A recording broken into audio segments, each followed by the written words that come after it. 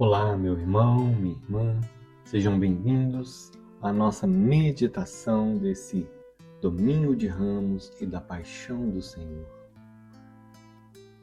Desde já, eu peço ao bom Deus que visite o seu coração, que esse dia seja mesmo um dia de presença do Senhor em sua vida. Presença que te conduz à ressurreição e à Páscoa.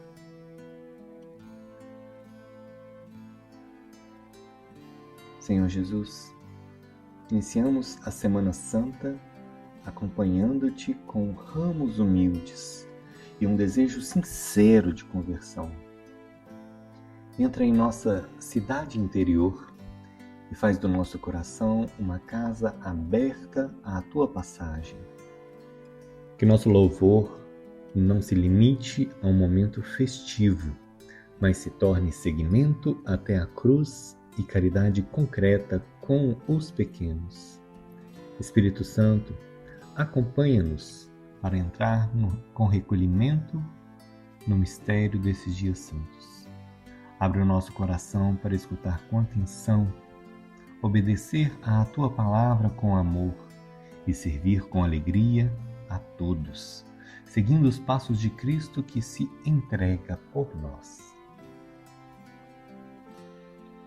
Evangelho de São Mateus, capítulo 27, versículos de 11 a 54. Naquele tempo, Jesus foi posto diante de Pôncio Pilatos, e este o interrogou: Tu és o rei dos judeus? Jesus declarou: É como dizes. E nada respondeu, quando foi acusado pelos sumos sacerdotes e anciãos. Então Pilatos perguntou: Não estás ouvindo de quanta coisa eles te acusam? Mas Jesus não respondeu uma só palavra. E o governador ficou muito impressionado. Na festa da Páscoa, o governador costumava soltar o prisioneiro que a multidão quisesse. Naquela ocasião, tinha um prisioneiro famoso chamado Barrabás. Então Pilatos perguntou à multidão reunida: Quem vós quereis que eu solte? Barrabás ou Jesus, a quem chamam de Cristo? Pilatos bem sabia que eles haviam entregado Jesus por inveja. Enquanto Pilatos estava sentado no tribunal, sua mulher mandou dizer a ele: Não te envolvas com esse justo, porque esta noite, em sonho, sofri muito por causa dele. Porém, os sumos sacerdotes e os anciãos convenceram as multidões de que pedissem Barrabás e que fizessem Jesus morrer. O governador tornou a perguntar: Qual dos dois quereis que eu solte? Eles gritaram: Barrabás. Pilatos perguntou: Que farei com Jesus, que chamam de Cristo? Todos gritaram: Seja crucificado. Pilatos falou: Mas que mal ele fez? Eles, porém, gritaram com mais força: Seja crucificado. Pilatos viu que nada conseguia e que poderia haver uma revolta. Então mandou trazer água, lavou as mãos diante da multidão e disse: Eu não sou responsável pelo sangue deste homem. Este é um problema vosso. O povo todo respondeu: Que o sangue dele caia sobre nós e sobre os nossos filhos. Então Pilatos soltou Barrabás, mandou flagelar Jesus e o entregou para ser crucificado. Em seguida, os soldados de Pilatos levaram Jesus ao palácio do governador e reuniram toda a tropa em volta dele. Tiraram sua roupa e o vestiram com um manto vermelho. Depois teceram uma coroa de espinhos, puseram a coroa em sua cabeça e uma vara em sua mão direita. Então se ajoelharam diante de Jesus e zombaram, dizendo: Salve, Rei dos Judeus! Cuspiram nele e, pegando uma vara, bateram em sua cabeça. Depois de zombar dele, tiraram-lhe o manto vermelho e de novo o vestiram com suas próprias roupas. Daí o levaram para crucificar.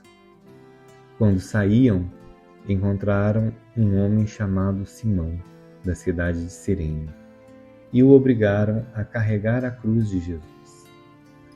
E chegaram a um lugar chamado Gólgota, que quer dizer lugar da caveira. Ali deram vinho misturado com fel para Jesus beber. Ele provou, mas não quis beber.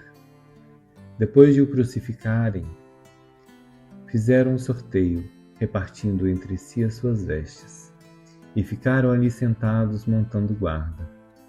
Acima da cabeça de Jesus puseram o motivo de sua condenação. Este é Jesus, o Rei dos Judeus. Com ele também crucificaram 2 ladrões, um à direita e outro à esquerda de Jesus.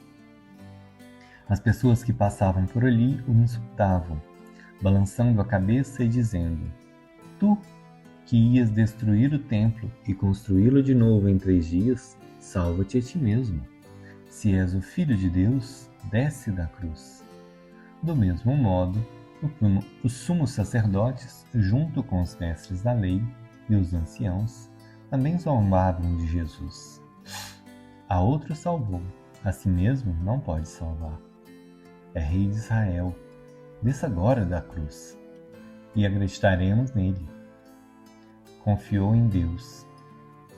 Que o livre agora, se é que Deus o ama, já que ele disse: Eu sou o Filho de Deus.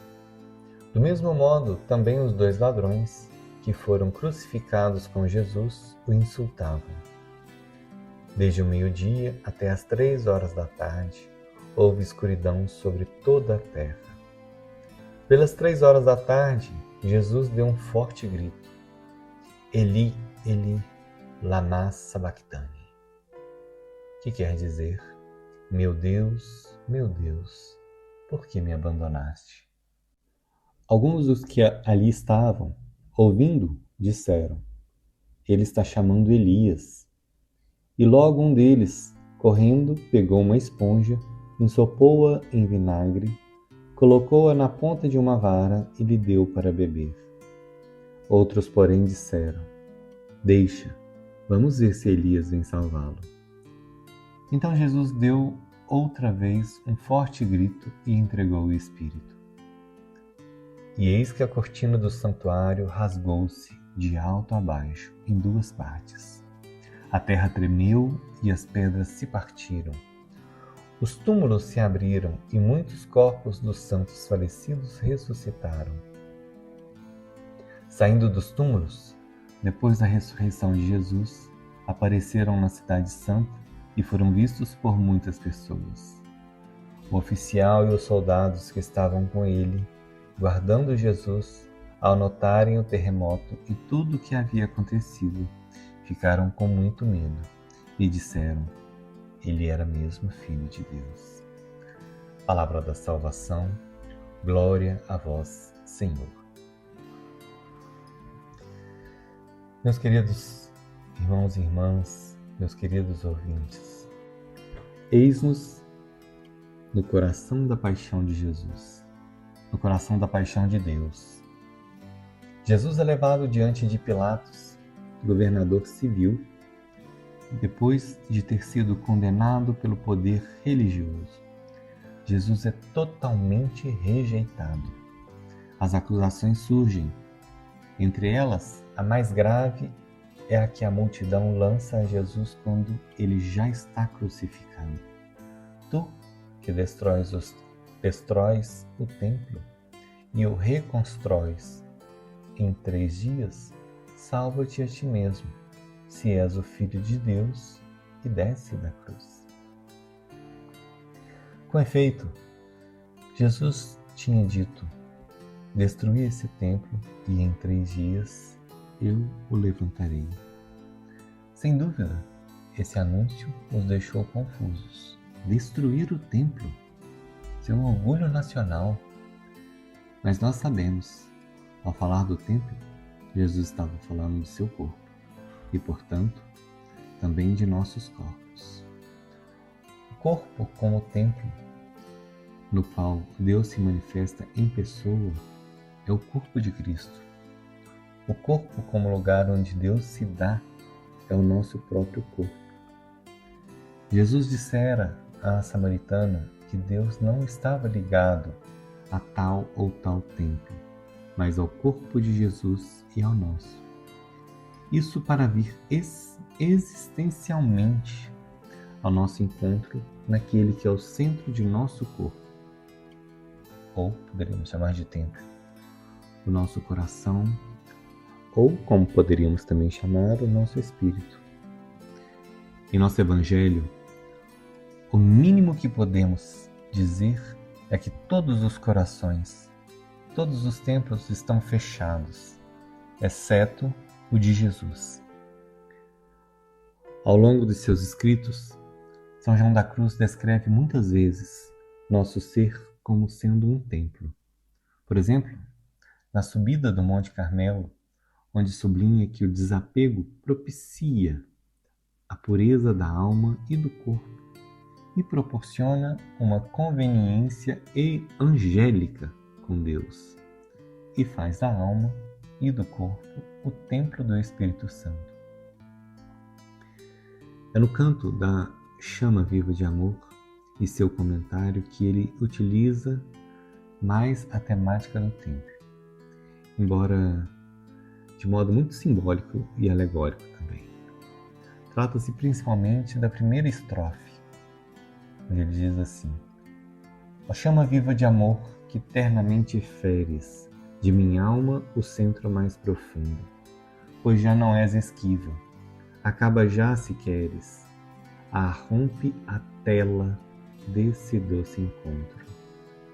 A chama, que é o Espírito Santo, deve realizar uma última investida à alma, a mais profunda de todas aquelas que ela viveu anteriormente, para que finalmente o Espírito Santo rompa sua vida mortal por um assalto cheio de doçura e termine, assim, de introduzi-la na posse do que cada um desses assaltos parece dever conferir-lhe, a saber, a glorificação inteira e perfeita.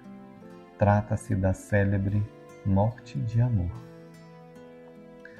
O primeiro a morrer de amor é, logicamente, meus irmãos, o próprio Jesus.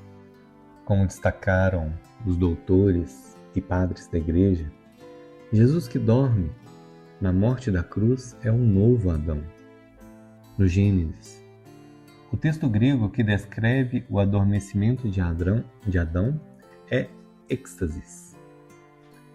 Jesus morre, adormece em um êxtase de amor.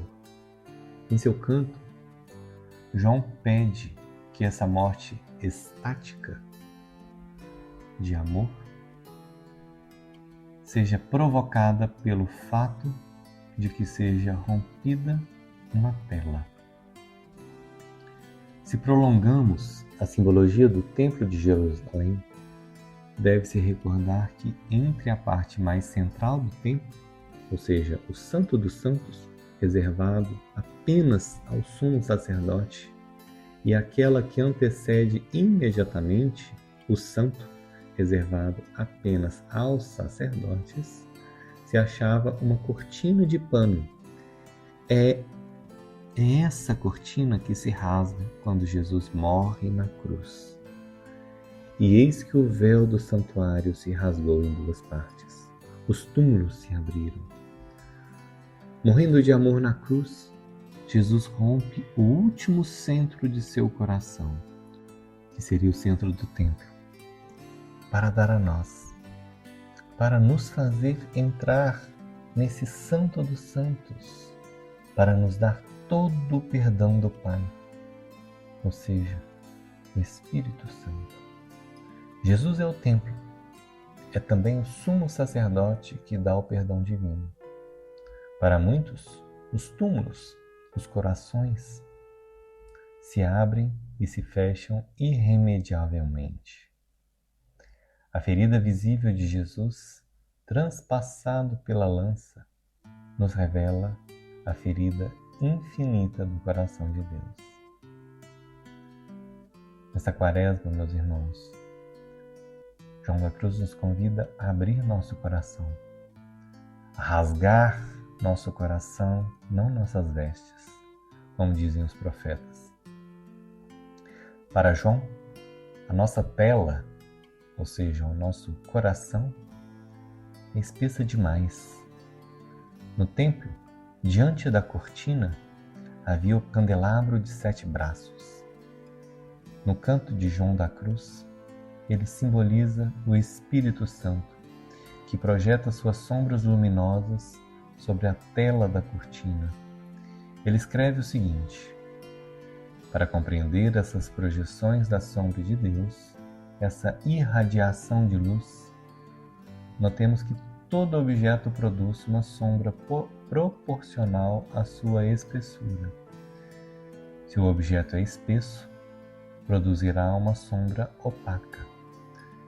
Se o objeto for fino e leve, produzirá uma sombra luminosa e leve. Em uma palavra, a partir do Santo dos Santos, do coração rasgado de Jesus, o fogo do Espírito Santo brota e ilumina, na sombra da fé, o fundo do nosso próprio coração, que é o Santo dos Santos. No entanto, se nossa tela for demasiado espessa, ou seja, se nosso coração for fechado demais, será necessário queimá-la, purificá-la. Foi o que Jesus fez na cruz. Cabe a nós acolhê-lo. Para João, o modelo dessa acolhida é Maria.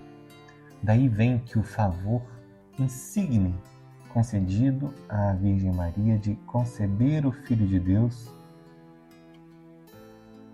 foi chamada pelo anjo Gabriel uma irradiação do Espírito Santo, quando ele diz: o Espírito Santo virá sobre ti e a virtude do Altíssimo te cobrirá com sua sombra. Maria, meus irmãos, é a tela imaculada. Mas em nós, essa tela é o obstáculo que se opõe ao grande negócio de que se trata. Como diria São João da Cruz. Essa tela demasiado resistente é tripla. Ela é, em primeiro lugar, temporal. São os nossos apegos mundanos. Depois, são as inclinações de nossa natureza egocentrada. Uma vez realizadas a purificação das 2 primeiras partes espessas, resta ainda a terceira. É a união da alma e do corpo, da qual São Paulo dizia: sabemos que nossa morada terrestre será destruída, mas temos outra morada que Deus preparou para nós nos céus.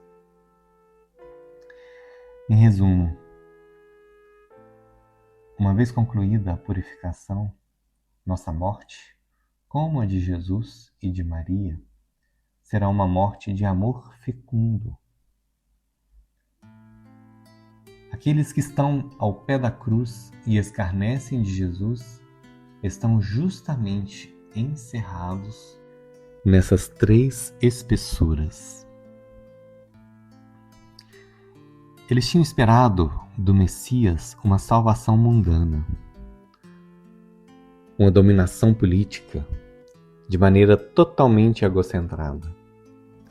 Mais que morrer a si mesmos, a última tela do encontro com Deus, eles zombam daquele que morre de amor para reconciliá-los com aquele que quer ser sua morada nos céus, sendo essa morada o verdadeiro templo, reconstruído em 3 dias pela ressurreição.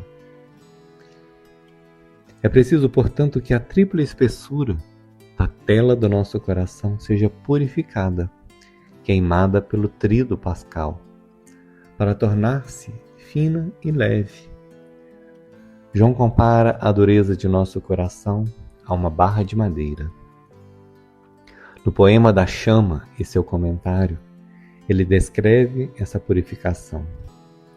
O mesmo Deus que quer penetrar na alma pela união e transformação de amor, começa por assaltá-la e purificá-la pela luz e o calor de sua divina chama. Assim como o fogo que se apodera da madeira é o mesmo que o dispõe à sua ação.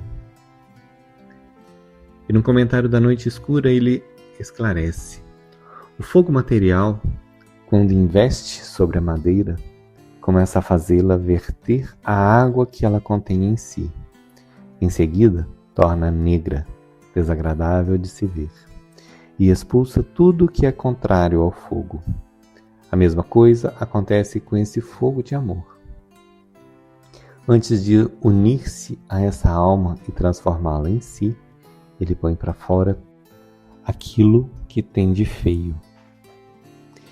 No texto, meus irmãos, João nos indica que o fogo da misericórdia, o candelabro de 7 braços, que brota do coração do templo, que nós identificamos aqui como coração de Cristo, quer penetrar nosso próprio templo, nosso próprio coração, e para isso queima nossas resistências à misericórdia.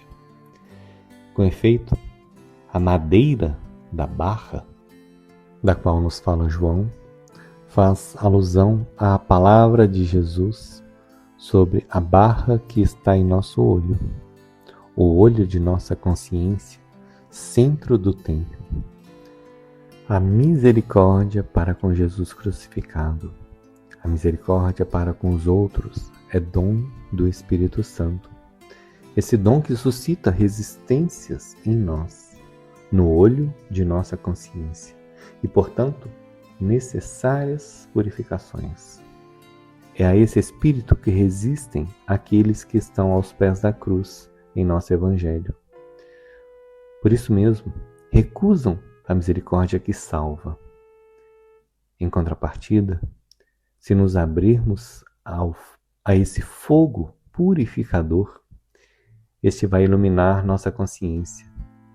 Com efeito, as coisas más que a divina purificação expulsa estavam tão bem fixadas, enraizadas na alma, que ela não as via, ignorava todo o mal que estava nela.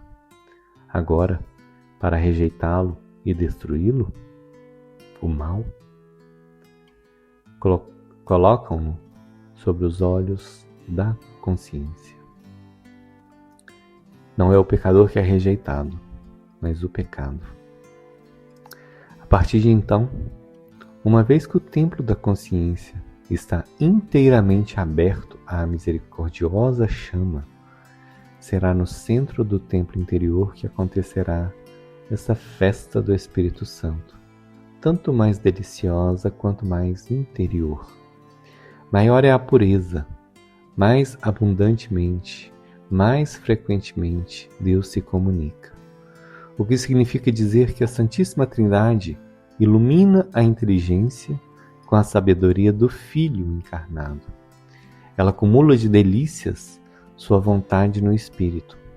Finalmente, o Pai o envolve poderosamente em seu abraço e no abismo de sua doçura.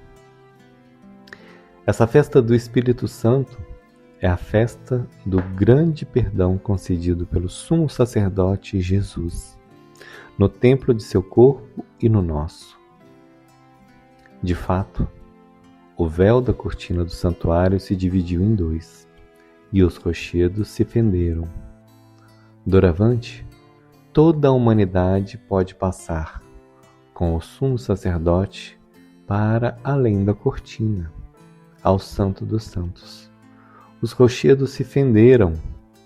A dureza de nosso coração de pedra se fende diante da morte de amor de Jesus. Verdadeiramente, este homem era filho de Deus.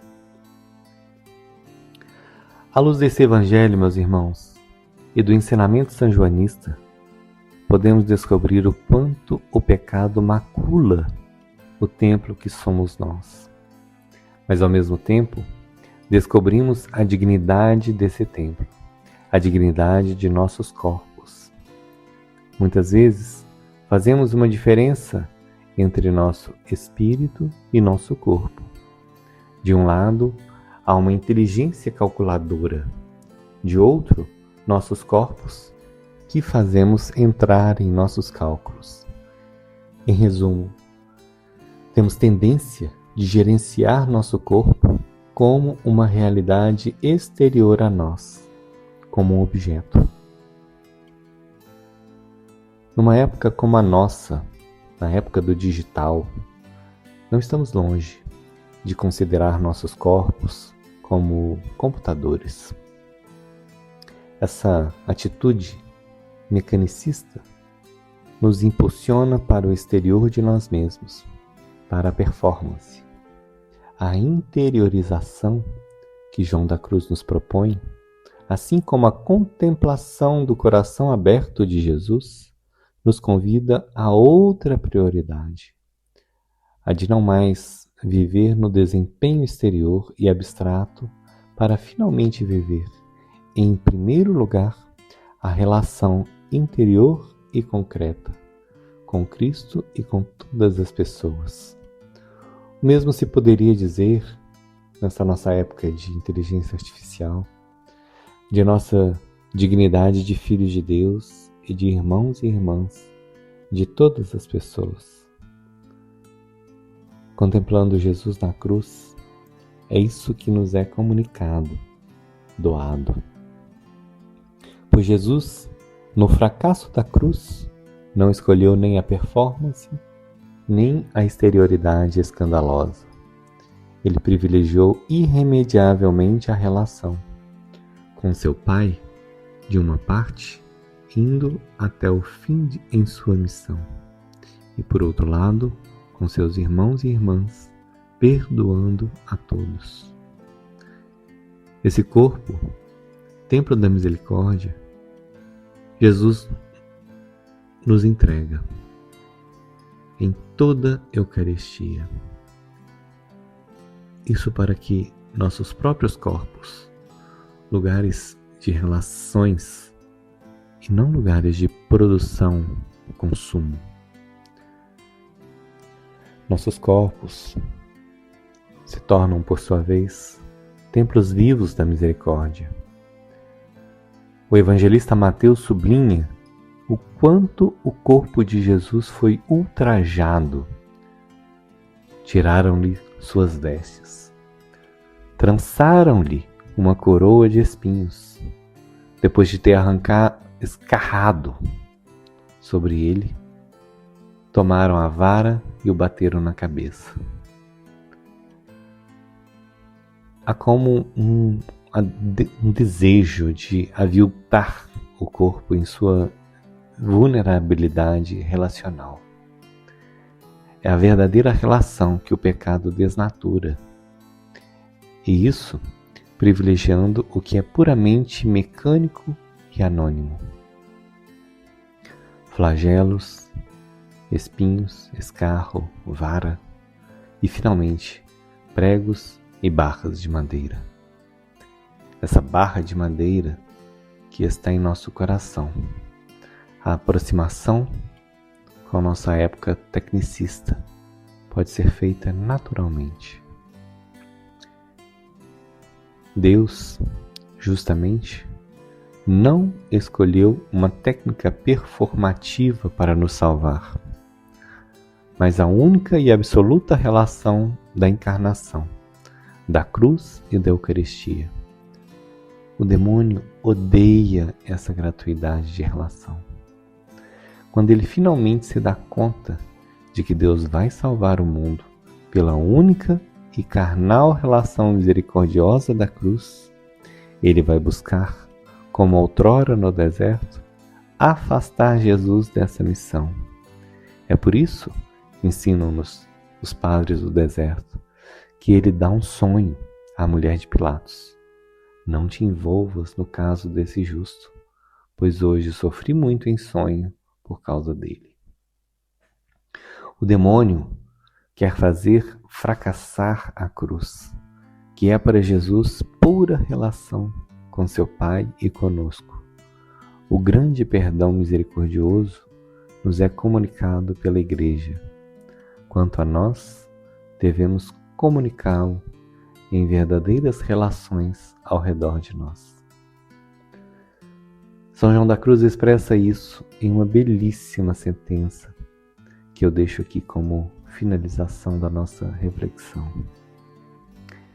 Ele diz assim: Tu vens, Senhor, com alegria e ternura exaltar aquele que te ofende, e eu não levantarei e encherei de atenções aquele que me irrita.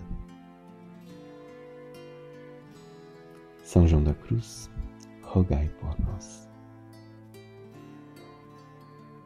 Pai Santo, recebe nossos ramos e transforma-os em gestos de bondade,